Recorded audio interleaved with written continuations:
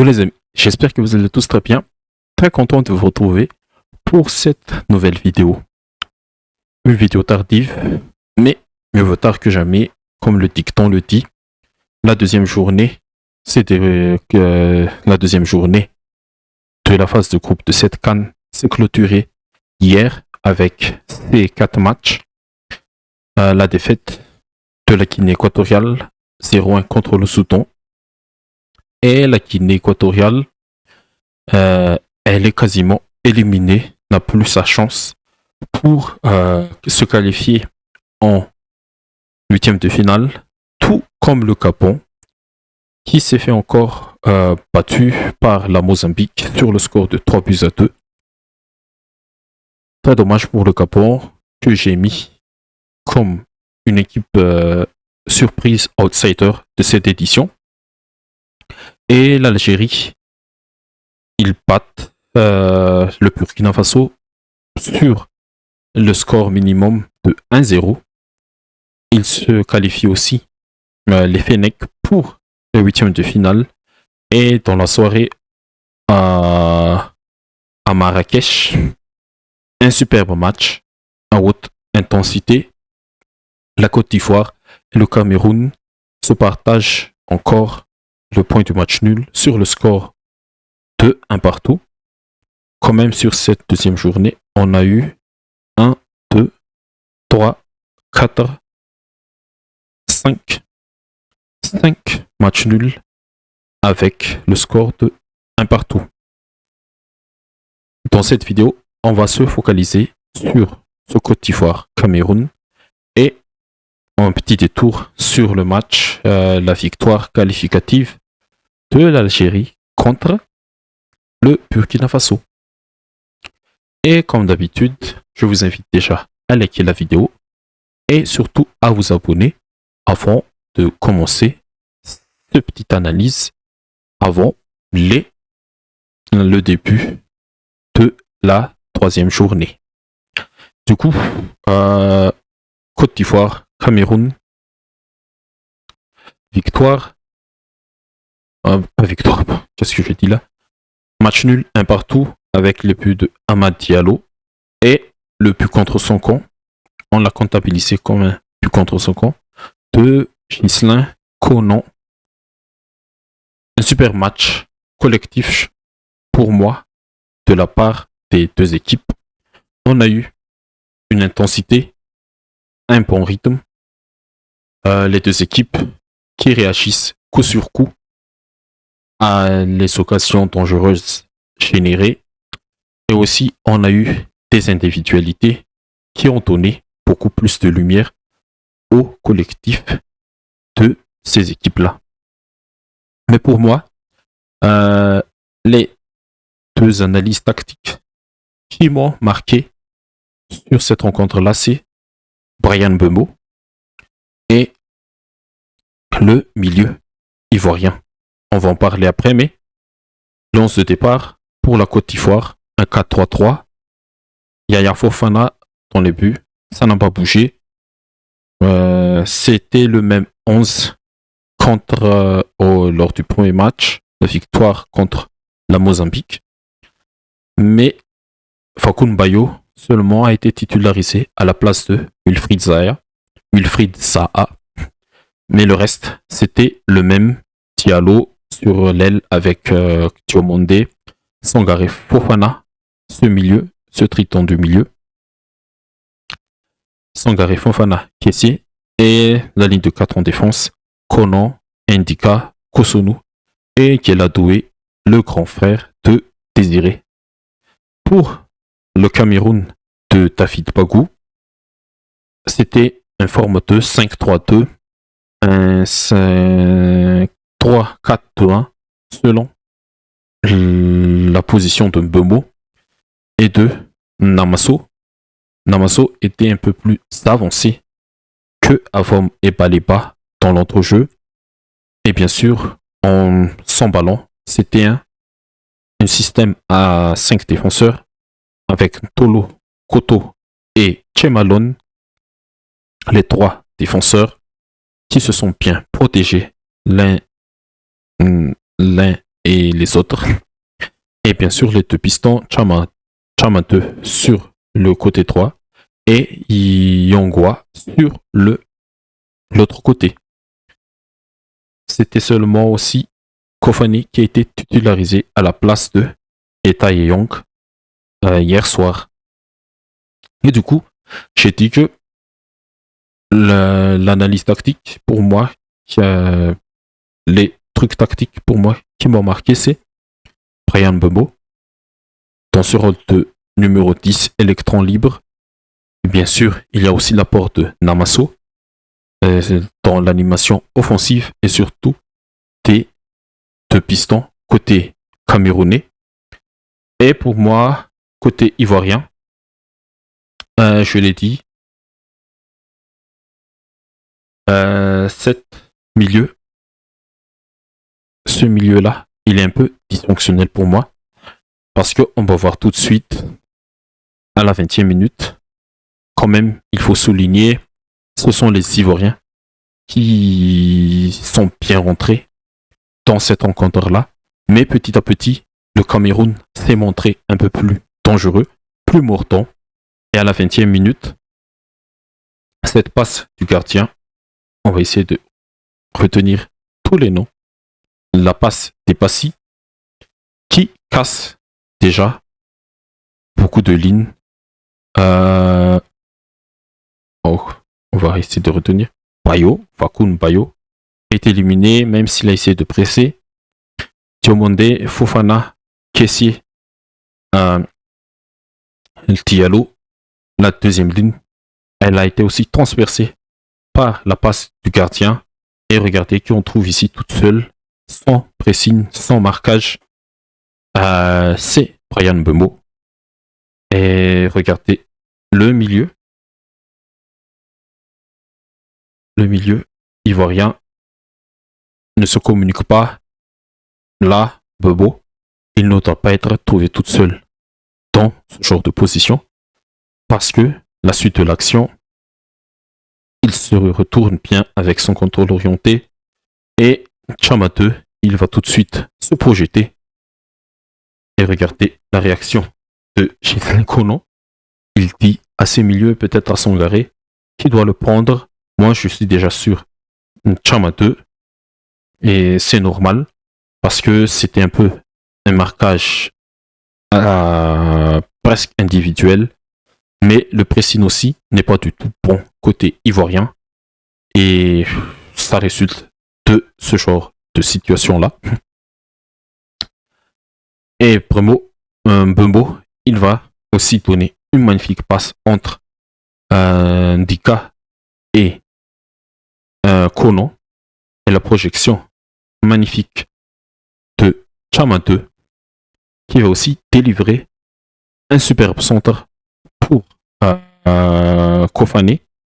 Et cette frappe de Kofane là, c'était l'une des actions les plus dangereuses côté Cameroun en première mi-temps. La frappe a été détournée par Yaya Fofana sur sa barre transversale, heureusement, parce que si ce n'était pas le cas, c'était plus pour le Cameroun et ça n'aurait pas du tout être volé l'ouverture du score camerounais parce que petit à petit, comme je l'ai dit, ils se sont montrés un peu plus mordants et plus conquérants face à ces Ivoiriens. Et en deuxième mi-temps, ce milieu chez les filles encore sur ce long ballon de Chemalon. Et ce long ballon, il trouve Naom, si je ne me trompe pas. Attendez un peu, je ne veux pas écorcher les noms. Pas Naom, mais Namaso. Namaso, ouais, c'est Namaso. C'est une forme de 3-4-2-1. Et Mbeumo aussi connaît bien ce dispositif-là avec Manchester United. Et Namaso, il est encore trouvé tout seul dans cet espace-là. Il n'y a personne autour de lui. Les 4 défenseurs, ils sont déjà aspirés par la position de Kofane et même Kelatoué ne voit pas la projection de il ne voit pas la projection de Yongwa sur cette action. Ils sont aspirés par le ballon et par cette position-là, mais il n'y a personne pour marquer Namaso. Sangaré est très en retard, c'est lui qui doit être le numéro 6 devant sa défense, mais il est très en retard, il arrive à se retourner très facilement et il envoie une frappe pied gauche un peu détournée par Kessé et qui trouve encore une fois la part transversale de Yaya Fofana. Et la suite, c'est lui encore qui récupère le ballon. Le milieu ivoirien est très en retard. Fofana, il subit juste l'action. Il ne fait pas aussi les efforts pour essayer de récupérer le ballon. Et c'est encore Namaso qui trouve un frappe pied droit magnifique, mais heureusement, elle a été stoppée par la frappe a été stoppée par Yaya Fofana une nouvelle fois. Et après cette occasion, quand même, les Ivoiriens ont bien réagi. C'est la suite directe de cette occasion camerounaise. C'est Yaya Fofana qui relance sur Dika. Indika pour Ghislain Konon. Et Chamateu qui va essayer de presser Konon. Mais superbe. Ça quand même, c'est le but de la Côte d'Ivoire.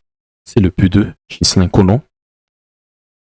Et accompagne aussi des petits déplacements intéressants qui ont inspiré la défense camerounaise. Mais le double contact que Konon met à Chamateu, c'est magnifique. Il l'élimine directement. Hop. Et il se projette. Fofana qui demande le ballon dans les pieds. Mais il continue sa course. Et il envoie un super transversal pour Amad Diallo. Et il y avait aussi cet appel magnifique de Franck Kessié qui aspire un peu Notolo.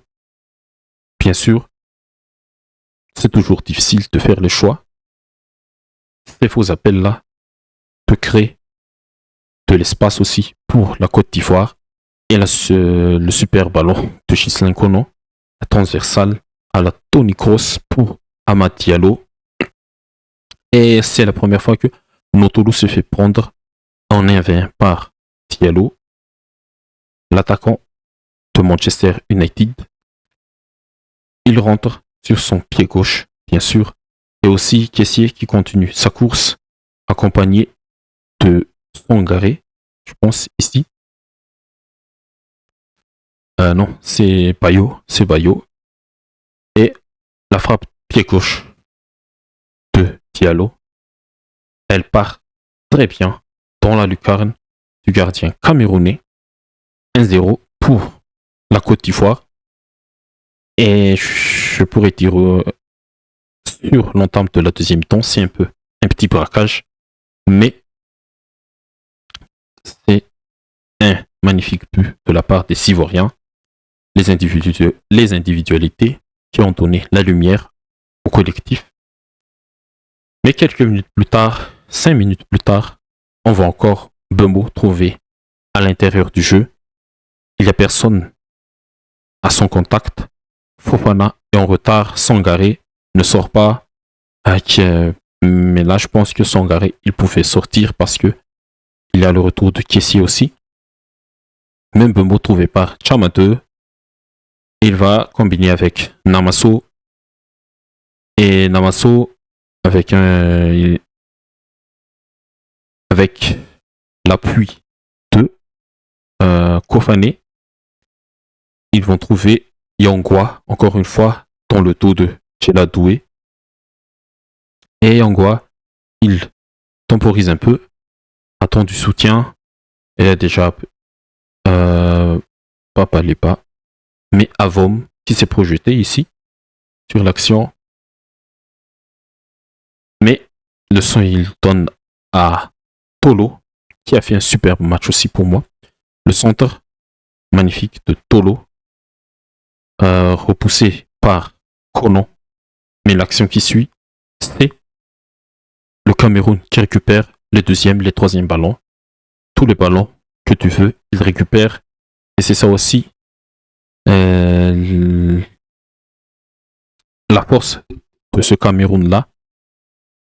Lors des 20 premières minutes, ils n'arrivaient pas à récupérer les seconds ballons. Et ils sont montés en puissance petit à petit sur ces phases-là. Et là, c'est Mbeumo qui récupère sans faire faute. Je sais pas, je me souviens pas ce qui était arrivé à Fofana ici. Et il est en duel avec Sangaré. Il ne perd pas le ballon, mais est-ce qu'il y a... Non.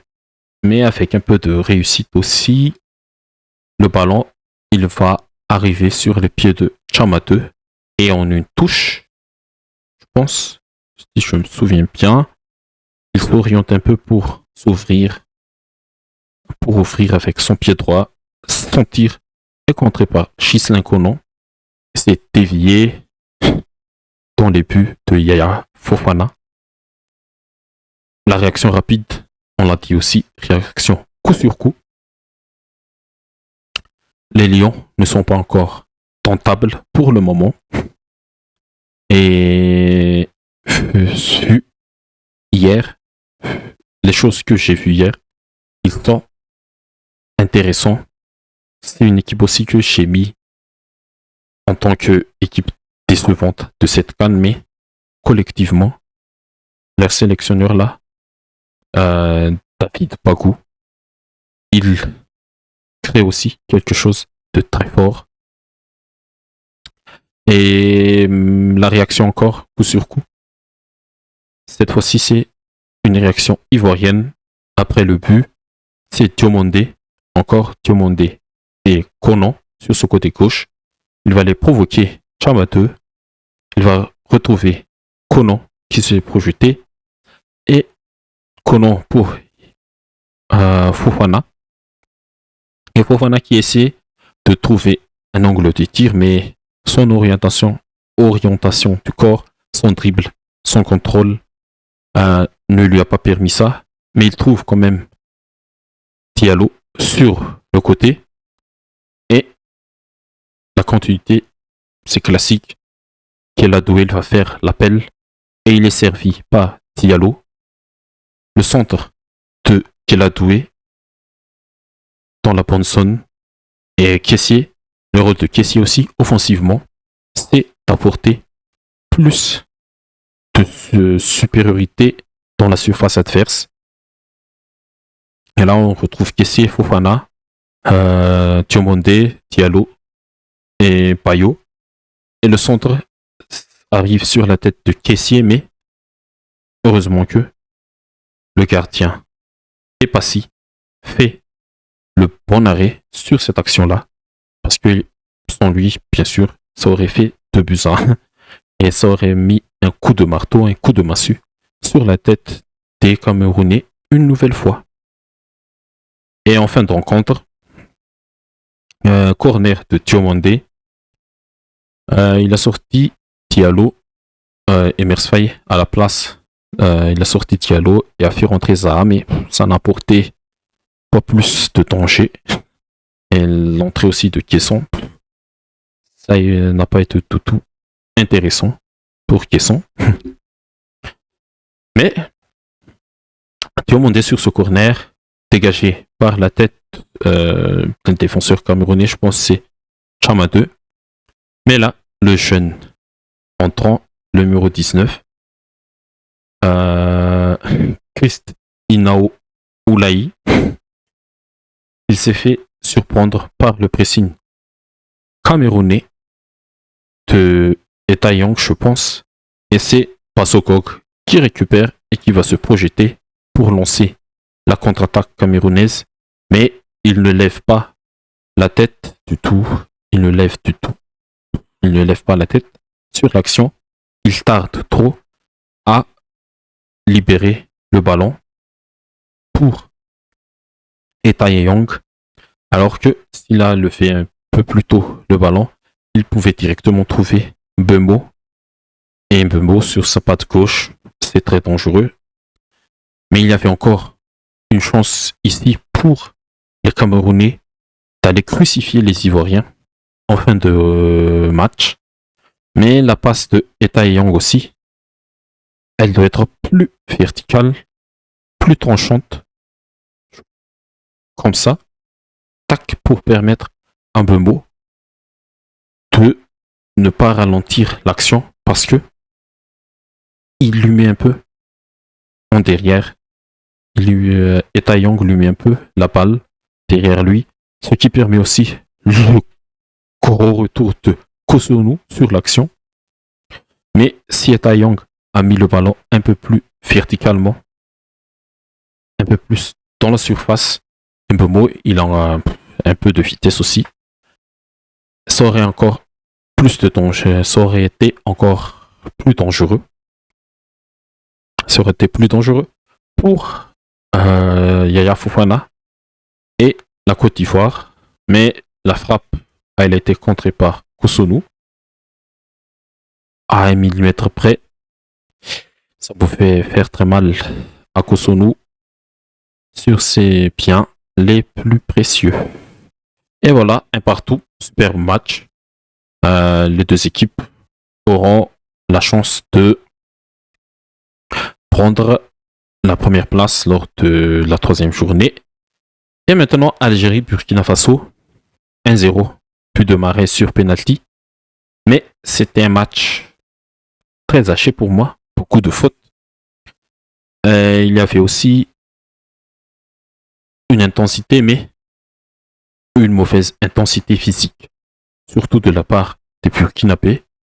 En première mi-temps,